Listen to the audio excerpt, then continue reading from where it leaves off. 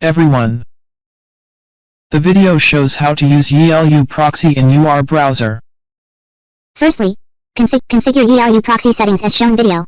The second rule means only applications in program use the proxy network.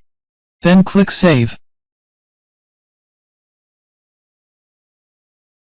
Then right-click an IP and connect for local port. You can see the proxy IP information on the top left.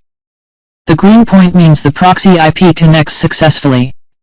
Then drag urbrowser into the Program tab. Double-click urbrowser.exe to run. Enter epinfo.io to check the IP address. The IP is that one connects in YiLuProxy. You can change the IP address anytime. For example, search a Canadian dynamic IP. Select the location, and then click Refresh. Right-click an IP and connect. The local proxy IP has changed. Then refresh the web page to check IP again. The IP becomes a Canadian IP. Okay, the video is over.